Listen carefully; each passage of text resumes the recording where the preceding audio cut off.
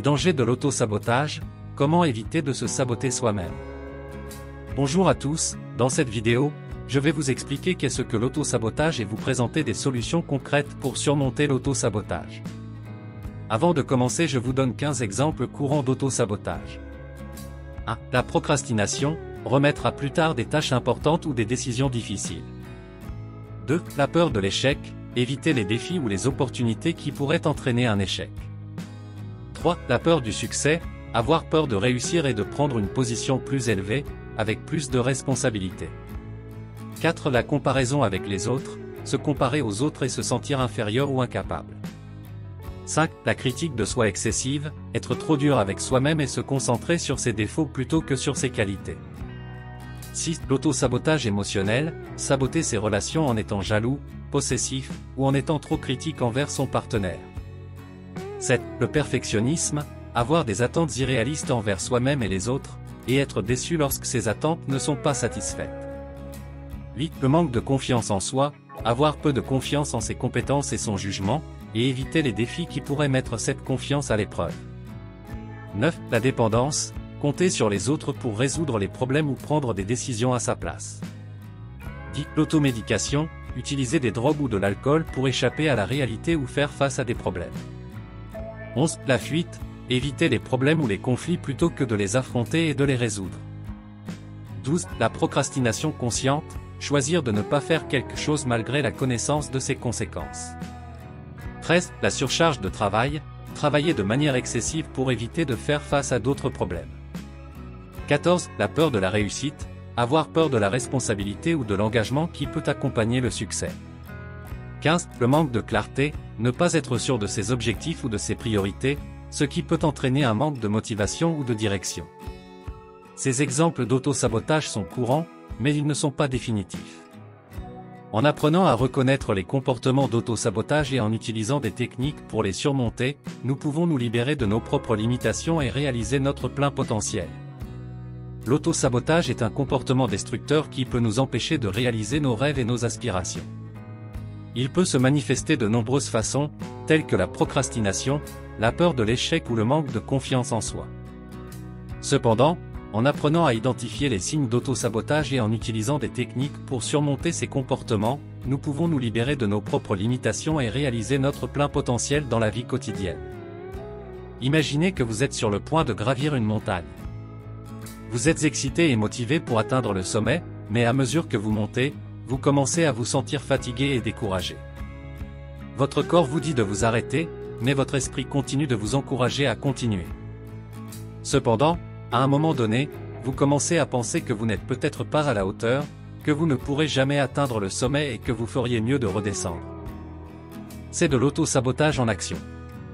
Mais si vous pouviez identifier ces pensées négatives et les remplacer par des pensées positives, vous pourriez continuer à avancer. Vous pourriez vous concentrer sur les progrès que vous avez déjà réalisés, plutôt que sur la distance qui vous reste à parcourir. Vous pourriez vous rappeler pourquoi vous avez commencé à gravir la montagne en premier lieu et ce que cela signifie pour vous. En utilisant ces techniques pour surmonter l'auto-sabotage, vous pourriez atteindre le sommet et être fier de votre accomplissement. De même, dans la vie quotidienne, nous pouvons nous auto-saboter en reportant des tâches importantes, en évitant les situations sociales ou en minimisant nos réalisations. Cependant, en utilisant des techniques pour surmonter ces comportements, nous pouvons libérer notre plein potentiel et réaliser de grandes choses. Par exemple, au lieu de remettre à plus tard une tâche importante, nous pouvons la diviser en étapes plus petites et plus gérables, fixer des délais pour chaque étape et éliminer les distractions pour nous concentrer sur la tâche à accomplir. De même, plutôt que d'éviter les situations sociales, nous pouvons nous préparer à l'avance, en imaginant les conversations que nous pourrions avoir et en nous rappelant nos propres qualités et nos réalisations passées. Et plutôt que de minimiser nos réalisations, nous pouvons célébrer nos réussites et nous accorder du temps pour nous reposer et nous ressourcer avant de nous fixer de nouveaux objectifs. En fin de compte, l'auto-sabotage est un comportement destructeur qui peut nous empêcher de réaliser notre plein potentiel dans la vie quotidienne.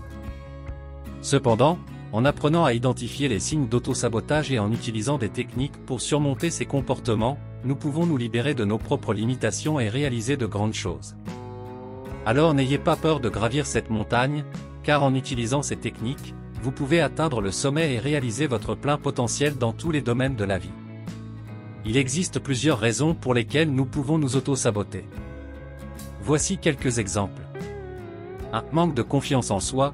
Si nous n'avons pas confiance en nos capacités, nous pouvons avoir peur d'échouer et éviter de prendre des risques. Cela peut nous amener à nous auto-saboter en ne nous permettant pas de saisir des opportunités. 2. Peur de l'échec. Si nous avons peur d'échouer, nous pouvons nous auto-saboter en évitant de prendre des décisions importantes ou en procrastinant au lieu d'agir. Nous pouvons également nous auto-saboter en ayant des pensées négatives qui nous empêchent d'aller de l'avant. 3. Mauvaise estime de soi. Si nous avons une mauvaise image de nous-mêmes, nous pouvons nous auto-saboter en pensant que nous ne méritons pas de réussir ou que nous ne sommes pas assez bons pour atteindre nos objectifs. 4. Confort dans la zone de confort. Il est facile de rester dans notre zone de confort et d'éviter les changements qui peuvent être stressants ou inconnus. Cela peut nous amener à nous auto-saboter en ne cherchant pas à nous améliorer ou à sortir de notre zone de confort. 5. Peur du succès. Cela peut sembler paradoxal, mais parfois la peur de réussir peut nous amener à nous auto-saboter. Si nous avons peur de l'attention ou des responsabilités qui peuvent venir avec le succès, nous pouvons nous saboter en ne faisant pas tout ce qui est nécessaire pour atteindre nos objectifs. Il est important de comprendre les raisons pour lesquelles nous nous auto-sabotons afin de pouvoir agir pour surmonter ce comportement. Comment vaincre l'auto-sabotage et atteindre vos objectifs? Avez-vous déjà été sur le point d'atteindre un objectif important et soudainement tout abandonné? Ou peut-être que vous avez l'impression que quelque chose vous retient toujours en arrière, même si vous savez que vous êtes capable de plus? Si c'est le cas, vous pourriez être victime de l'auto-sabotage. Ce comportement destructeur peut entraver votre succès dans tous les aspects de votre vie, mais il est temps de prendre les choses en main. Dans cette vidéo, nous allons explorer les causes de l'auto-sabotage et vous présenter des stratégies pratiques pour vous aider à le surmonter. Les causes de l'auto-sabotage. L'auto-sabotage peut avoir de nombreuses causes, allant de la peur de l'échec à l'estime de soi basse. Il peut également être le résultat de comportements appris qui vous ont empêché de prendre des risques et de vous épanouir. Quelle que soit la cause, l'auto-sabotage peut vous empêcher de réaliser votre potentiel et vous laisser avec un sentiment de frustration et d'échec. Les stratégies pratiques pour vaincre l'auto-sabotage. Heureusement, il est possible de surmonter l'auto-sabotage avec les bonnes stratégies en place. Dans cette vidéo, nous allons vous présenter des stratégies pratiques pour vous aider à vaincre l'auto-sabotage et à atteindre vos objectifs. Nous allons explorer des techniques telles que la prise de conscience de soi, la pratique de l'autocompassion, la mise en place d'un plan d'action, et la recherche de soutien extérieur pour vous aider à rester responsable et motivé. Conclusion, l'auto-sabotage peut être difficile à surmonter, mais il est temps de prendre le contrôle de votre vie et de vous libérer de ces chaînes. Dans cette vidéo, nous avons exploré les causes de l'auto-sabotage et vous avons présenté des stratégies pratiques pour vous aider à vaincre ce comportement destructeur. Avec ces outils en main, vous pouvez enfin atteindre vos objectifs et réaliser le potentiel que vous avez toujours eu en vous. Il est temps de laisser l'auto-sabotage derrière vous et de vous épanouir pleinement. Je vais vous présenter des solutions concrètes pour surmonter l'auto-sabotage. Nous avons tous des comportements qui nous empêchent de réaliser notre plein potentiel, mais il est possible de les surmonter et de vivre une vie plus épanouissante. La première solution consiste à identifier les schémas de comportement qui nous retiennent en arrière. Nous devons prendre conscience de nos pensées négatives et de nos habitudes autodestructrices pour pouvoir les changer. La deuxième solution consiste à changer nos schémas de pensée et de comportement. Nous devons remplacer les pensées négatives par des pensées positives et nous concentrer sur nos points forts et nos réalisations plutôt que sur nos faiblesses et nos échecs. La troisième solution consiste à trouver des sources de motivation et de soutien. Cela peut être fait en rejoignant un groupe de soutien, en travaillant avec un coach ou un thérapeute, ou en trouvant un ami de confiance qui peut nous encourager dans nos efforts. Enfin, il est important de pratiquer l'autocompassion et de ne pas se décourager lorsque nous faisons des erreurs. Nous devons apprendre à nous pardonner et à nous concentrer sur nos progrès plutôt que sur nos échecs. En conclusion, en identifiant nos schémas de comportement, en changeant nos schémas de pensée et de comportement, en trouvant des sources de motivation et de soutien, et en pratiquant l'autocompassion, nous pouvons surmonter l'auto-sabotage et vivre une vie plus épanouissante. Merci de m'avoir suivi, j'espère que ces solutions vous aideront dans votre parcours de développement personnel. Pour identifier les schémas de comportement qui nous retiennent en arrière, il est important de prendre du recul et d'observer nos comportements, nos pensées et nos habitudes quotidiennes. Voici quelques exemples de schémas de comportement qui peuvent nous retenir en arrière. 1. La procrastination, le fait de remettre à plus tard les tâches importantes ou difficiles peut nous empêcher d'avancer dans nos projets et nos objectifs. 2. La peur de l'échec. La peur de l'échec peut nous empêcher de prendre des risques et d'essayer de nouvelles choses, ce qui peut nous retenir en arrière dans notre développement personnel et professionnel. 3. La perfectionnisme. Le perfectionnisme peut nous empêcher d'avancer car nous sommes constamment insatisfaits de nos réalisations et nous cherchons toujours à atteindre la perfection. 4. La négativité. Le fait de se concentrer sur les aspects négatifs de la vie peut nous empêcher de voir les opportunités et les aspects positifs, ce qui peut nous retenir en arrière dans notre développement personnel et professionnel. Pour identifier ces schémas de comportement, il est important de se poser des questions sur nos habitudes et nos pensées. Nous pouvons également demander l'avis de personnes de confiance qui peuvent nous aider à prendre du recul et à identifier les schémas de comportement qui nous retiennent en arrière. Une fois que nous avons identifié ces schémas, nous pouvons commencer à travailler sur des stratégies pour les surmonter et atteindre nos objectifs. Changer nos schémas de pensée et de comportement peut être un processus difficile, mais il est possible avec de la pratique et de la persévérance. Voici quelques conseils pour changer nos schémas de pensée et de comportement. 1. Identifier les pensées négatives. Pour changer nos schémas de pensée, il est important de prendre conscience de nos pensées négatives. Lorsque nous avons une pensée négative, nous pouvons la reconnaître et la remplacer par une pensée positive. 2. Utiliser la pensée positive. Les pensées positives peuvent nous aider à changer nos schémas de pensée. Par exemple, au lieu de se dire « je suis nul », nous pouvons nous dire « je suis capable ». 3. Pratiquer la gratitude. La gratitude peut nous aider à changer nos schémas de pensée en nous concentrant sur les aspects positifs de notre vie. Nous pouvons pratiquer la gratitude en écrivant chaque jour 3 choses pour lesquelles nous sommes reconnaissants. 4. Modifier vos habitudes. Pour changer nos schémas de comportement, il est important de modifier nos habitudes. Par exemple, si nous avons tendance à procrastiner, nous pouvons mettre en place une routine pour nous aider à accomplir nos tâches à temps. 5. Prenez des risques. Pour changer nos schémas de comportement, il est important de prendre des risques et d'essayer de nouvelles choses. Nous pouvons commencer petit et progresser à mesure que nous gagnons en confiance. En pratiquant ces conseils régulièrement, nous pouvons changer nos schémas de pensée et de comportement pour nous aider à atteindre nos objectifs et vivre une vie plus épanouissante. Voici des témoignages positifs sur ce sujet. 1. J'ai compris que je m'auto-sabotais en ne me donnant pas assez de crédit pour mes réalisations. En pratiquant la gratitude et en me concentrant sur mes forces plutôt que sur mes faiblesses, j'ai été en mesure de prendre des décisions plus confiantes dans ma vie. Rachel, 34 ans. 2. Je me suis rendu compte que je procrastinais souvent par peur de l'échec. En pratiquant la pensée positive et en me concentrant sur mes réalisations passées, j'ai pu surmonter cette peur et accomplir des tâches que je remettais toujours à plus tard. John, 41 ans. 3. Je me suis auto-saboté pendant des années en croyant que je n'étais pas digne d'être aimé.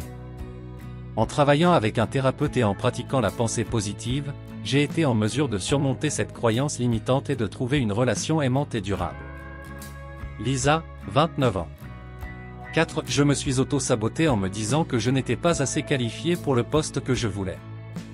En travaillant avec un mentor et en me concentrant sur mes forces, j'ai été en mesure de postuler pour le poste et de l'obtenir. Tom, 38 ans.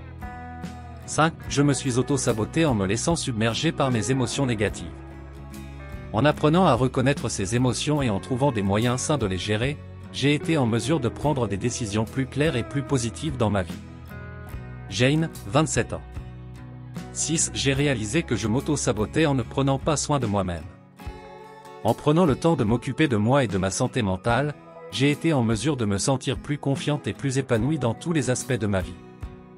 Marc, 45 ans. 7. Je me suis auto-saboté en étant trop perfectionniste dans mon travail. En apprenant à accepter les erreurs et en me concentrant sur les solutions plutôt que sur les problèmes, j'ai été en mesure de progresser dans ma carrière. Karen, 32 ans. 8. Je me suis auto-saboté en me comparant constamment aux autres. En travaillant sur l'estime de soi et en me concentrant sur mes propres réalisations, j'ai été en mesure de me sentir plus confiant et plus heureux dans ma vie. James, 39 ans. 9. Je me suis auto-saboté en évitant les défis et en restant dans ma zone de confort. En prenant des risques et en me poussant en dehors de ma zone de confort, j'ai été en mesure de réaliser des choses que je ne pensais jamais possibles. Emily, 31 ans. Dites, je me suis auto-saboté en me laissant submerger par mes pensées négatives et en croyant que je ne méritais pas d'être heureux. En travaillant avec un thérapeute et en pratiquant la méditation et la gratitude, j'ai été en mesure de changer ma façon de penser et de trouver plus de bonheur dans ma vie. Alex, 26 ans. Je tiens à exprimer mes sincères remerciements pour avoir regardé cette vidéo sur l'auto-sabotage. J'espère que les informations partagées ici vous ont aidé à mieux comprendre ce concept et à identifier les schémas de comportement qui peuvent vous retenir en arrière. Le premier pas pour surmonter l'auto-sabotage est de reconnaître son existence, et je suis ravi que vous ayez pris ce premier pas. Je vous encourage à continuer votre travail sur vous-même et à explorer les moyens de changer vos pensées et vos comportements. Si vous avez des questions ou si vous cherchez des conseils supplémentaires, n'hésitez pas à contacter un professionnel qualifié. Encore une fois, merci d'avoir regardé cette vidéo et de votre engagement envers votre propre croissance personnelle. Vous avez aimé cette vidéo? N'oubliez pas de vous abonner pour ne rien manquer des prochaines vidéos. Inscrivez-vous gratuitement au Club Mieux Vivre. Pour télécharger les MP3, podcasts, livres, fiches, etc. Pour les écouter confortablement chez vous pendant votre jogging ou dans votre voiture, ainsi que d'avoir près de vous les fiches et pourquoi pas sur votre table de chevet. Merci de votre fidélité. À bientôt. Et bien à vous.